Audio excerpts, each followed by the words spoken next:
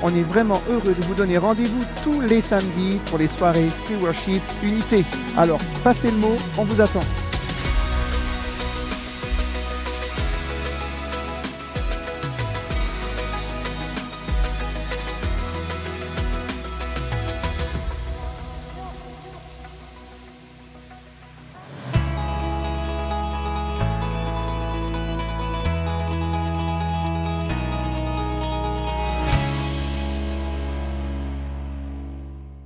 Ne ratez pas votre programme tous les mercredis. Alors, rejoignez-nous tous les mercredis à 10 h sur la chaîne YouTube MLK. À mercredi!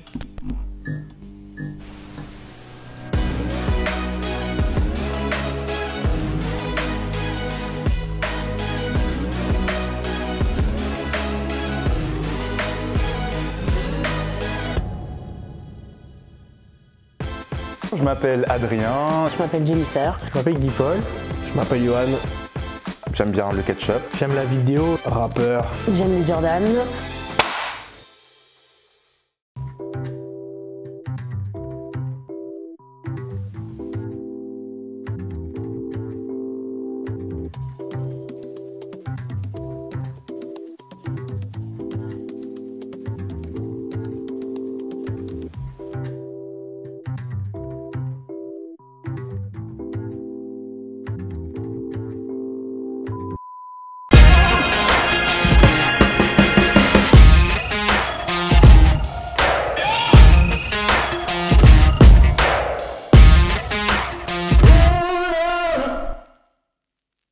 Bonsoir à tous. Bienvenue à l'émission, on est très heureux d'être avec vous aujourd'hui encore. On vous rappelle le concept, vous avez des questions que vous rêvez de poser à un pasteur mais vous n'oserez jamais les poser. Et bien en fait, vous les envoyez sur le Instagram MLK Jeunes Adultes. Nous, on les sélectionne et on y répond en plateau avec des invités. Et aujourd'hui, c'est une émission spéciale. Très spéciale. Aujourd'hui, on parle de sexe. On fait une émission spéciale sexualité. Vous avez plein de questions là-dessus. Tellement de questions. Et on a la joie d'avoir avec nous des invités. C'est Eric et Rachel Dufour. Ils sont pasteurs, thérapeutes, sexologues. La totale. Ils sont calés sur la question et on va pouvoir répondre. On va parler français, on va parler Alors vrai. là, c'est clair. Et on est sûr que ça va vous aider. Eric et Rachel, merci d'être avec nous. Bonjour Jean et Delphine, bonjour tout le monde. Bonjour à tous, on est ravis d'être là. T'as oublié qu'on a 5 enfants, donc en fait on a de la pratique aussi. Ah, vous êtes calés, hein, les amis. Oh là là. Waouh. Bon, bah ça promet alors. Bon, attachez vos ceintures. Je sens déjà, il y a des personnes qui sont en train de s'enfoncer dans le canapé. Alors, les enfants, on sort du salon, ou je ne sais pas de quel endroit vous êtes dans la pièce, là. Interdit au moins de 18 ans. Interdit au moins de 18 ans, on se bouche les oreilles. C'est hyper croustillant. Attention. Il y a des personnes qui sont en train de prendre le popcorn et dire ça va être bien, ça va être bien. On est parti pour la première rubrique. Alors, pour cette émission spéciale, on va faire un petit peu différemment. On va vous donner les questions dans l'ordre, mais vous ne savez pas ces questions-là. Vous allez les découvrir en tout cas.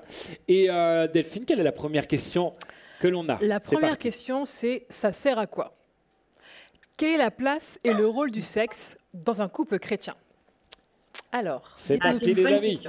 Dites-nous tout. Allez. Bon, Allez. Honneur aux dames. Honneur aux dames. Alors je vais repartir depuis le début en fait. Déjà, la sexualité, ça concerne tout le monde. Parce qu'on est tous des êtres sexués, donc célibataires ou mariés, on est tous concernés. Ça c'est déjà bien, donc content que vous soyez tous là, les célibataires et les mariés. Super. Ensuite, la deuxième chose à poser avant qu'on discute de la sexualité en couple, c'est que en fait, on croit ou on a cru pendant trop longtemps deux grands mensonges que je pense que le diable nous a servi et resservi. Le premier, c'est que quand on est célibataire, on ne peut pas vivre sans sexualité. C'est un mensonge, on va en reparler. Et le deuxième, qui est horrible aussi, c'est qu'il nous a fait croire que quand on est marié, on pouvait vivre sans. Eh bien, ce n'est pas vrai. Alors, à quoi ça sert? Alors, c'est vrai que ça peut servir, ça sert à plein de choses. À avoir des enfants, bien entendu.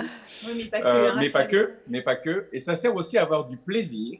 Et en fait, c'est quelque chose qu'on voudrait vraiment communiquer, c'est que l'inventeur le créateur de la sexualité, ce n'est pas le diable, c'est Dieu. Donc, quand la sexualité, elle est vécue dans le cadre de ce que Dieu veut pour nous, eh bien, en fait, elle est source de plaisir et c'est quelque chose d'extrêmement important. Donc, quand on est un couple chrétien, en fait, eh bien, on doit être un couple de pratiquants, croyants et pratiquants au niveau de la J'aime sexualité. trop cette expression. Donc, en fait, c'est pas péché alors. Alors non, c'est pas un péché. Au contraire, c'est même bon. extrêmement recommandé. C'est une protection spirituelle aussi. C'est un aspect hyper important à bien intégrer dans le couple marié. Plus on pratique, plus on est connecté sexuellement, meilleur ça devient d'ailleurs, parce que on apprend à se connaître, à connaître l'autre, etc. Donc, plus on pratique, meilleur c'est. Et puis, ça protège le couple au niveau spirituel. Une surprise, c'est que en fait, la sexualité, c'est d'abord une connexion spirituelle, c'est une connexion émotionnelle et qui passe par le véhicule des corps. Mais en fait, c'est aux 3 niveaux et on peut pas les dissocier. On peut pas avoir du sexe rien que physique sans avoir une connexion émotionnelle et spirituelle. Donc, c'est vraiment une bonne nouvelle, en fait. Ouais, plus c'est ce on que j'allais pratique, dire. plus on se connaît. L'évangile est vraiment une bonne nouvelle. Là, les gens sont en train de louer Dieu, c'est Celle-là magnifique. Excellent, merci beaucoup. J'ai une deuxième question, c'est la question, mais pourquoi? Alors, c'est ça, pourquoi doit-on rester vierge avant le mariage? Si je suis plus vierge avant mon mariage, est-ce que c'est grave et quelles sont les conséquences? Alors, rester vierge avant le mariage, c'est mieux parce qu'en fait, c'est le plan de Dieu. Et oui, il y a toutes sortes de conséquences et de raisons derrière. C'est pas le plan de Dieu pour nous punir, en fait. Encore une fois, trop longtemps, on nous l'a présenté comme c'est bien et c'est pas bien. Donc, j'ai envie de reformuler la question. D'accord, l'internaute qui l'a posée, donnez-moi la permission de reformuler votre question. Pourquoi est-ce qu'il est important d'attendre cette partie tellement belle du couple qui est la sexualité, d'attendre d'être dans la sécurité de l'alliance, plutôt que dire est-ce qu'il faut que je reste vierge, sinon je pourrais pas montrer mon drap avec les taches le lendemain de la nuit de noces. On va plutôt parler de se protéger. C'est un peu graphique là. Bah oui, mais c'est ah bah là tout le monde voit ce que c'est très bien. Pas besoin de faire un dessin. Bah oui, mais en fait c'est une question de garder cette partie tellement belle de la sexualité pour la zone de l'alliance où l'on est protégé, parce que Dieu a très bien construit tout ça, bien sûr, pour notre bonheur à nous. Et quand on respecte cette protection, eh bien, en fait, on met toutes les chances de notre côté, parce que la sexualité est régie par des lois naturelles qui font que quand on va trop vite et quand on rentre dans la zone de la sexualité au niveau physique trop vite, eh bien, on franchit une ligne rouge qui nous protège. Et il y a des conséquences, 3 conséquences à cette... au fait d'aller trop vite en fait avant le mariage. Les conséquences, c'est qu'en fait, la première, c'est que ça va interrompre la construction de l'amitié entre les 2 personnes. Et le temps des fiançailles, le temps de la découverte, même avant les fiançailles, sert à construire l'amitié au niveau intellectuel, au niveau récréationnel, au niveau social, puis aussi au niveau émotionnel et spirituel. Et en fait, on a besoin que cette amitié, c'est juste la fondation qui se construit au démarrage, on a besoin que cette amitié se poursuive toute la vie ensuite. Parce que si c'est que du sexe, donc que du sport, ça vient tout casser en fait. Ça va passer trop vite, ça va partir trop vite, il n'y aura pas du tout la dimension de bonheur, de connexion, de plaisir, même au niveau physique. Ça a été prouvé scientifiquement, messieurs, dames, qu'il y a plus de bonheur au niveau physique quand cette relation-là, elle est établie sur des bonnes fondations et dans la durée de l'amitié. Donc la première conséquence, c'est que ça interrompt la fondation de l'amitié. Donc c'est vraiment quelque chose qui va manquer ensuite pendant toute la vie, où on ne saura pas pourquoi on n'est pas vraiment les meilleurs amis du monde, mais on n'est jamais complètement satisfait. D'accord. Et la deuxième, c'est que la femme va avoir du mal à faire confiance à son mari. Et la troisième, c'est que, en fait, elle n'aura plus de désir au niveau de la sexualité, quoi. Elle n'aura plus envie de son mari. Donc ça joue même sur la libido, en fait. Comment ? Oui, la libido aux toilettes, elle disparaît. Et ça peut venir très vite, en fait, cette conséquence au niveau de la libido. D'accord. Okay. D'accord, donc si tu la contrôles pas dès le départ, après tu risques de la perdre. Non, si tu la canalises pas dès le départ. Ouais, c'est ça. On va pas la contrôler, on va pas la verrouiller, mais on va accepter, accueillir ces désirs sexuels parce qu'ils sont bons. Et ils viennent de Dieu, ils font partie du fonctionnement de notre corps, mais on va les canaliser au bon endroit. Pas canaliser, trop vite, mieux, pas trop tôt. De la notion de contrôler, il y a je verrouille, je ferme ma clé, j'en veux pas, je refuse, c'est pas bon. Donc on va canaliser, on va apprendre à l'utiliser de la bonne manière. Et c'est ça la bonne nouvelle, on n'est pas des animaux, on n'est pas contrôlé par nos pulsions sexuelles, mais au contraire, elles sont là pour enrichir qui l'on est. Excellent, Merci excellent. pour vos réponses. C'est bien, c'est des réponses très très pratiques. Je suis sûr que ça va aider plusieurs. Delphine, c'est quoi la prochaine question? La prochaine question, c'est la question l'île de la tentation. Alors, alors écoutez bien ça. Comment ne pas succomber à la tentation avec sa future femme ou futur mari? Comment on fait? Des astuces, des outils, des choses? Dites-nous. Un mode d'emploi? En fait, c'est une super question. Comment on canalise, quoi, en fait? Ouais, voilà, qui complémente bien celle qu'on vient d'avoir. Oui, c'est vrai. Yes. Bon, déjà, il y a des évidences. Il vaut mieux éviter de se trouver tous les deux seuls dans une maison vide à part vous. Avec la musique douce et des chandelles. Voilà. Ou sur l'île. Il y a des circonstances qu'il vaut mieux essayer d'éviter parce que nous sommes faits de chair et de sang et il ne faut jamais sous-estimer la puissance de la pulsion sexuelle. Oui, quand on a envie l'un de l'autre, on peut très bien avoir de bonnes intentions au démarrage, mais comme on est appelé à se marier, on se trouve beau et belle, on se plaît. Donc, il ne faut jamais sentez bon le sable chaud. Voilà, c'est ça aussi. Il ne faut jamais sous-estimer la puissance de la pulsion sexuelle. Et c'est une machine qui, une fois qu'elle est enclenchée, est extrêmement difficile à arrêter ou à ralentir. Donc, il vaut mieux éviter de se mettre dans des situations qui vont être risquées. Et ne vous dites pas où on se retrouve pour prier, hein, parce que quand vous priez, vous êtes connecté spirituellement. Et comme la sexualité, c'est spirituel, hop, on va aller trop vite et trop loin. Le moment à 23h où vous êtes tous les deux à moitié nus et tout ça, tu peux toujours demander à Dieu, Seigneur, préserve-moi. Oh là là. Mais en vrai de vrai, je pense qu'il n'y a pas forcément de lieu ou d'heure spécifique. Je pense qu'aujourd'hui, je pense vraiment qu'en 2020, les gens, s'ils ont envie de coucher ensemble, ils le font partout. Dans la voiture, dans un parc, à 15h, à 13h, à midi, à 8h. En fait, il n'y a pas vraiment de, je pense, de lieu ou d'horaire précis. Mais comme vous le dites, il faut du coup apprendre à canaliser tout ça, quoi.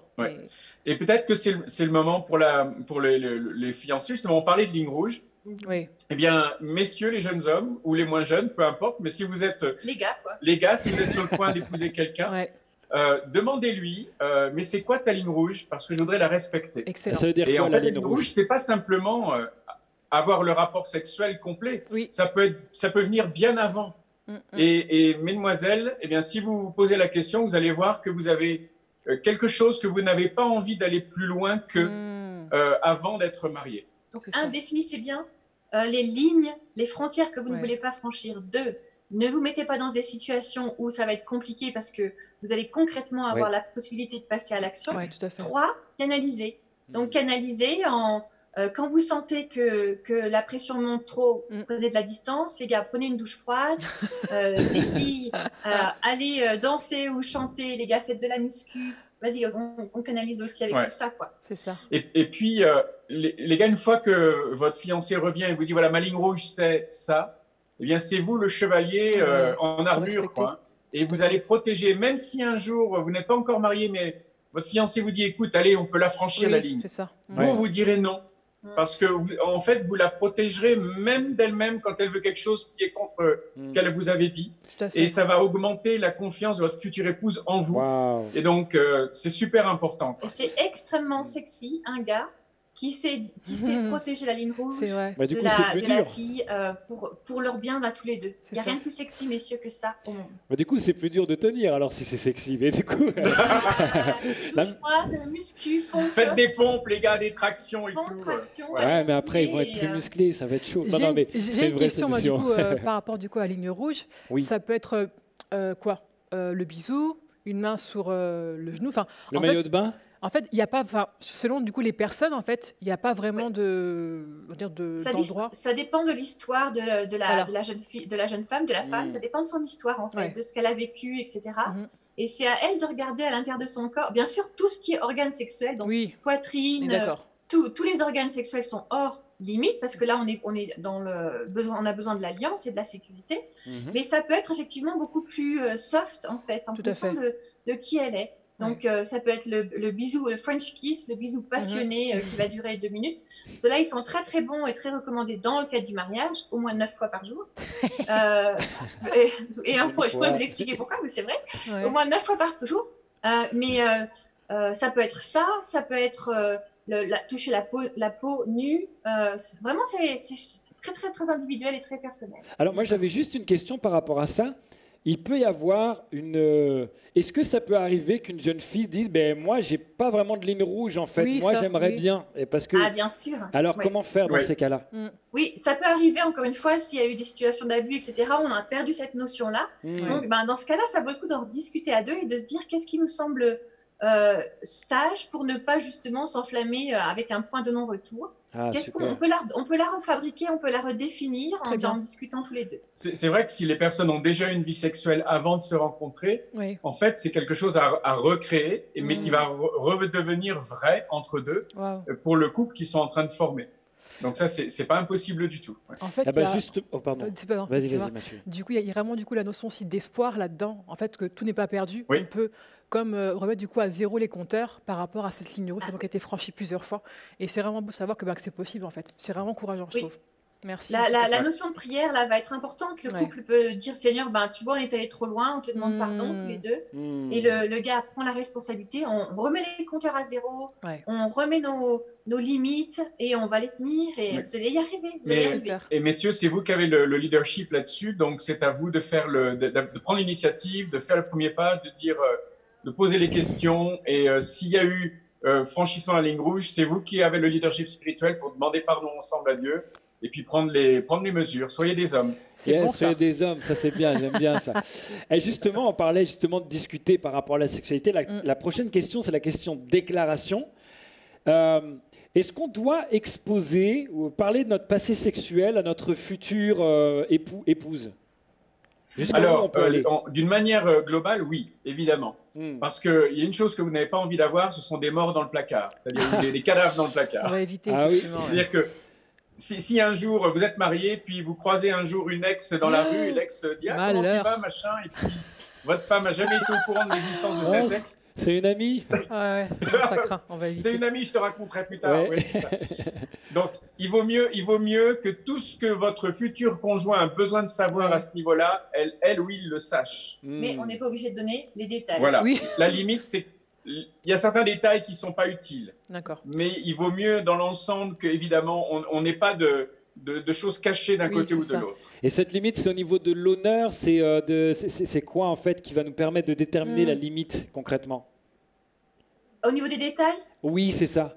Oui, les détails, le danger, c'est que l'autre, dans le couple, celui qui entend les nouvelles, en fait, va toujours avoir le sentiment qu'il a besoin de savoir plus de détails. Et comment, puisqu'on parle de sexualité, et qu'est-ce qu'elle te faisait, qu'est-ce qu'il te faisait, qu'est-ce qui marchait avec elle ou avec lui, et les positions, etc. Tout à fait. Et en fait, ça va imprimer des images dans votre tête qui vont vous pourrir la vie, en fait. Quand encore une fois, il y a cette notion d'espoir, quand on redémarre la sexualité avec son conjoint et qu'on écrit une nouvelle page en fait. Et vous pouvez demander ensemble que Dieu efface les images de votre tête, les images de vos yeux, pour pouvoir construire quelque chose de beau et de neuf, mais ne vous les infligez pas l'un à l'autre en fait en racontant les détails. Donc moi je dirais évitez la question qui veut toujours en savoir plus parce que encore une fois ça vous imprime des trucs qui vont vous embêter dans votre sexualité. Mais par contre il ne faut pas qu'il y ait de mauvaises surprises où le conjoint puisse dire mais tu m'avais jamais dit quoi.